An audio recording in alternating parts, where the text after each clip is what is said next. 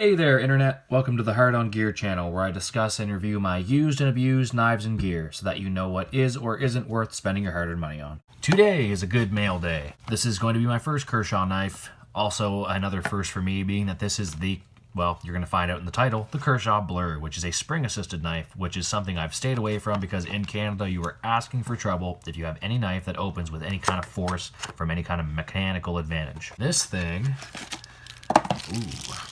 Yeah, a little heavier than I thought, which is good. I do like a nice, rugged, sturdy knife. Bring that box back here. Ooh, okay. So first impressions right off the bat here. I was never interested in the Kershaw Blur. I never really thought I'd ever want to pick one up. Not just because of the assisted spring opening thing, but it just kind of looks too much like a plain, everyday sort of, it looked like a gas station knife in my mind. But USA made, I do believe. I'll double check on that, but they should be, USA made. I believe the whole thing's USA made. I got it in this blue just because it's probably something I'm not going to be carrying a ton. I'll probably eat my own words here, and maybe it'll end up being one of my new favorite knives, but for me, it's just a little bit different color variation in my collection, more for the channel, more than my preferences, but I did want to get one in M4, and let's just see if I can... Oh. Wow. Okay, let's see here.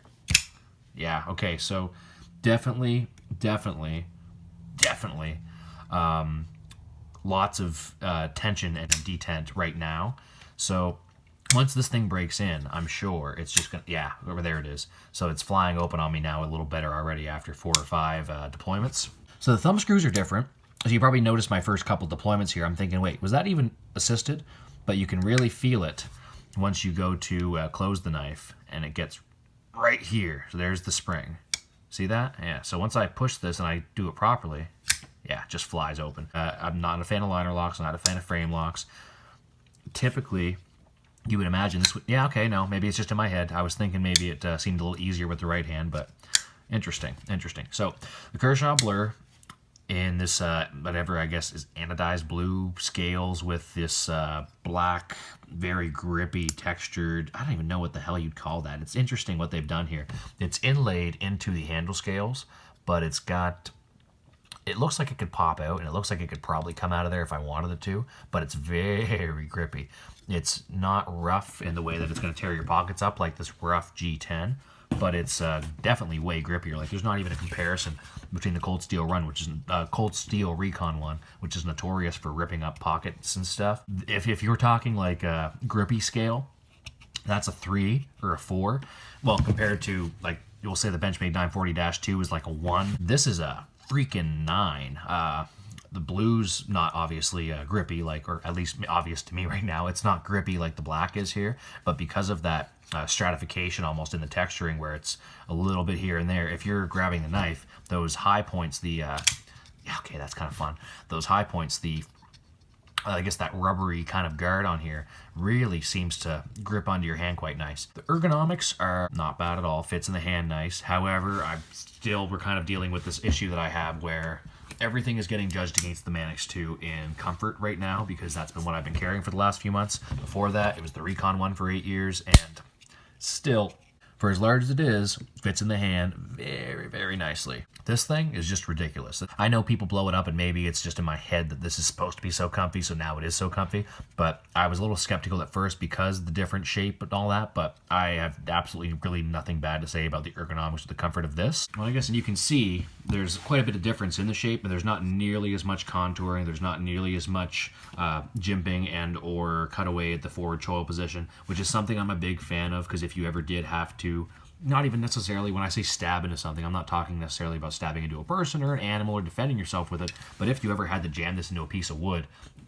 if you had to pry something or do something like that, not that you should, but with this M4, you're definitely going to get away with a lot more stuff than you would with a chippier blade steel like so, or a cheaper blade steel like the AUS 8, and that's a S30V, sorry. Kershaw Blur and M4. So yeah, a few firsts for me. First Kershaw, first assisted knife, first blue knife for sure, and my first M4 steel, which is a knife that is going to have to be taken care of a little more than my other knives, because at least at this current point in time, I'm living near some salty water on the east coast of Canada, and M4 is absolutely in no way stainless. This is coated with what seems to be, I don't know if that's a DLC coating. It seems like it is. It might be something slightly different, but regardless, if it is a diamond-like coating that's on there, it should last quite well. That Recon 1, the coating held up decently, but that's been 8 years of abuse and use and pocket use and all that stuff. It's going to get worn down, which is not a big deal in the stainless steel of the AUS 8, but that will be an issue if the coating starts getting worn down on this one, because I will have to maintain this and keep this edge. Even now, I should be making sure that I oil this edge up out of the box, because, God, if this gets one lick of salt air, I have a bad feeling I'm going to start seeing rust. And I'll let you know when I do, because I say when, because I guarantee you I'm not going to do the best job of maintaining this the way that some of you guys take care of your knives. Now, as this thing breaks in, and okay, that's getting better like almost every deployment now, where you just, the idea is you should just be able to give it a little flick, and that should fly open fairly well. On the plus side, at least right now, the way that this thing operates, if a CBSA officer, a Canadian Border Services Agency, if they happen to grab this knife out of shipping packaging, or if I were going across the border and they wanted to check it to make sure it wasn't illegal to go back into Canada, it's crossing that line. Now, if they read the laws and they do their due diligence, or at least provide me with a little bit of chance to explain the difference between them, hopefully they understand that this is legal in Canada. There's nothing illegal about this knife in Canada. Let me just make that clear. If you open it like that, you'd probably nobody's going to notice. But if somebody, once this gets broken in, just looks at that and says, oh, interesting. Wow, oh my goodness, that thing flew open. That's an automatic knife. You're going to jail. Well, you're not going to jail, but there's a good chance you're going to lose the knife. And technically, they could get you for carrying an illegal weapon or whatever they wanted to nail you with, even if it's just a tool and it's a work tool you're using. Context is important, and sometimes if you're carrying a shiny automatic-ish, even if it's just a spring-assisted knife, the wrong agency or the wrong officer at the wrong time could give you some grief. It shouldn't be much of an issue, because I'm not planning on carrying this a whole lot. What I will do with it is do some carving and different things, because I really want to see what the edge retention is like, because M4 steel is essentially the most well-rounded, hard-use steel that you could really beat on stuff with. You'll hear different folks, I know Metal Complex has mentioned many times, that competition cutting, the crazy sort of doing circuits of different, I want to say almost like cold steel-esque type events, where you're testing different knives out against different rope and wood and different things like that. M4 apparently is pretty much across the board what they're using, because it's got extremely high hardness and extremely high edge retention. Oh, and just because it's staring me in the face, I should point out Ken Ungin design, and God, I should be doing my research before I do these unboxings, but before my full review for this knife, I'll make sure I check on all the specs, make sure I know the materials and the history and all that. But correct me if I'm wrong, Ken Ungin was the one who designed this, what's that, okay, I gotta Google it. But whatever the assisted opening is, he invented that. Speed Safe, that's what it's called. So it's Speed Safe technology, the Speed Safe opening, which just gives you that little extra, oh man, that smoothed out some quick. Gives you that little extra opening thump without having to worry about really getting a good flick behind your wrist. And in case you were ever in one of those situations where you had to haul your knife out in an emergency, something like the Cold Steel Recon 1s are awesome, and Cold Steel's great for defensive tactical type knives if you're into that, because they are so relatively easy to open, very simple in their build, and very rugged with the triad lock. However, as you just seen, if you did happen to get a half deployment, damn it all to hell, if you did happen to go to open it and it doesn't open all the way, you might panic and you might have to do a little bit of fidgeting to get it open. The idea behind the Speed Safe is just a little flick, a little thumb activation of that thumb stud, and you should be off to the races. And that's coming together real nice. Also, I'm getting more comfortable with the knife, therefore my deployment's going to get smoother. Don't like the liner lock, never going to like them. As a left-handed person, you kind of have to turn it over and try not to cut your thumb off doing that. A little easier with the right hand, although I did cut my thumb in a video, which is going to be released here in a couple days, I believe, on a, what did I do? The CRKT M16, that's what it was. I cut myself on this bad boy because I threw a little lube on it since, and now it's running smoother, but that frame lock really does stick in there quite a bit. I'm trying to do my best to get better at that, but that frame lock is pretty stiff still, so doing that with my offhand, a little less coordinated, just a little bit more dangerous for me at least. So I can do it with my left hand no problem, and to be honest, it actually operates with one hand with the left hand relatively easy compared to most frame locks, and liner locks that I've used. But we're talking about this guy, and does this thing deploy nice? I gotta try that right now. I know it's not gonna feel very nice. Oh God, no, it's still not broken in enough, but I'm sure. Yeah, once I get that broken in, that's not fun on the finger. Once I get this broken in, it's going to be able to reverse flick. It's definitely going to thumb flick easy. It's coming together real quick already. And as far as the other drops, like the, oh, look at that. That does actually drop deploy and that reverse grip quite easy. Is there a better name for that, drop deploy? But it's remarkably well functioning. Well, and you're paying about 100 and the M4 version, I believe I paid about 120, 130 bucks Canadian. You're going to pay a little less if you're going to go with the different blade steels. They've got this in several different blade steels. Let's check it out against a bunch of these different knives. So let's see the Cold Steel Recon 1 versus that Kershaw Blur. Makes the Blur look pretty tiny, although do not be surprised if you grab that Blur and it's a little bigger in your hand than what you expected, because I did expect it to be a little bit more tiny, but it's actually a little closer to the size and the feel of the Manix 2, which I didn't expect, and I don't know if I've just never paid enough attention during size comparisons, but I kind of felt like the Blur was a little smaller than that. Regardless, I'm definitely not complaining, because that makes me very happy, because this definitely feels like a knife I would actually use, much more than what I would assume just from watching the reviews. Let's see that CRKT M16. There we go. So about a little bit longer blade, not quite as thick.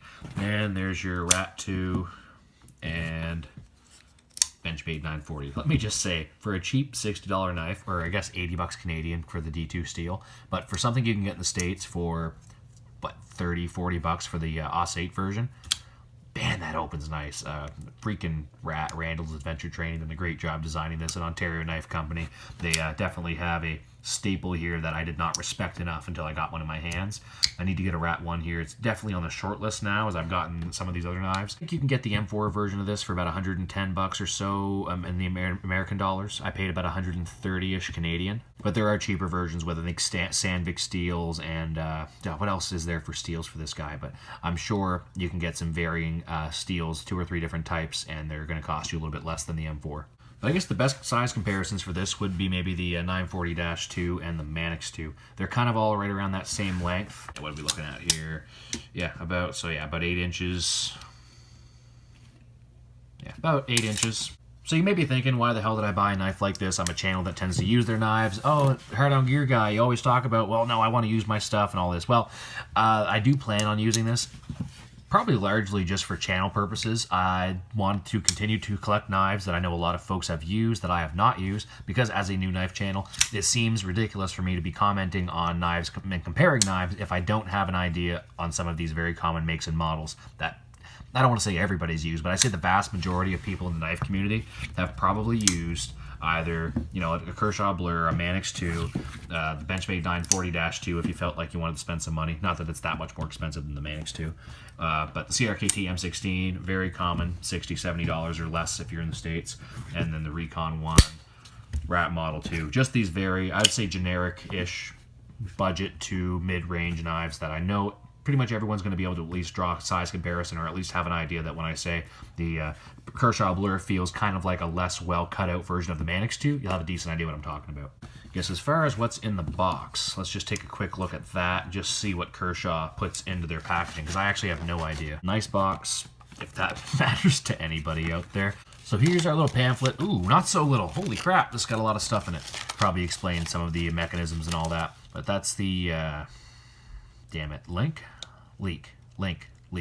Oh, son of a bitch. It's one of those two. I'm not a super big Kershaw fan, so it's either the leak or the link. They're kind of similar. I'll post again up here. There's going to be text somewhere right here that'll tell you exactly what that one is. Also not a bad knife, and I kind of like that it's a little more of a spear point, and it's got the forward choil position here. Much more of really my style of knife. But again, I think this is arguably Kershaw's #1 design, most popular design, but I believe if I was going to get a Kershaw knife that would be most applicable for size comparisons and relatability for you folks, I kind of thought this would be the one. But if I had to pick, I kind of like this more. It seems like this whole manual is kind of a broad, generic Kershaw manual. But lots of good information there if you want to take some pictures and screenshots just to take a look at all that and get an actual visual for yourself. Hopefully I've got that in the right spot in the camera and the light's not too bad for you. But feel free to snap some images of that. Get all the information out of that. But it's basically got more information than the vast majority of these small manuals that I've seen. And on this side, you've got some pocket clip usage and care and maintenance. Holy smokes, what a thorough freaking manual. That's actually pretty impressive.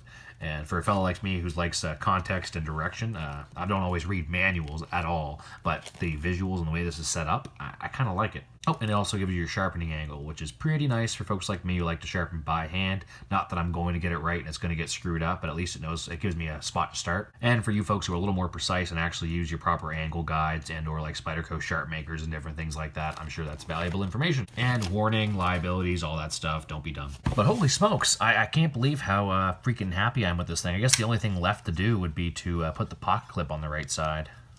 And by that I mean the correct side, which is not the right side, at least not for myself. Bloody T6s. I swear to God, I could take every T6 screw in the world. Well, I could take every T6 screw in the world and just strip it out, and there'd be no more T6s, but I got better things to do with my time. Oh, son of a... Even the pivot's a T6. Okay, there's our downside, I guess. Other than the fact that this is too bright, which I did on purpose, because again, I wanted the M4. There's a couple different M4 options, but I thought, hey, what the hell? Look how black and or drab and or not super exciting all these earth toned and or black knives are. Look at that, some variety. Pivot, T6, body screws, T6, everything. Yeah, T6, T6, and then I'm assuming the pocket clips are also T6. Why the hell am I doing this with the knife open? God, I'm probably smarting up. Oh well, son of a bitch. So this is super funny. I had no idea before I did this right now that there is no left-handed pocket clip option.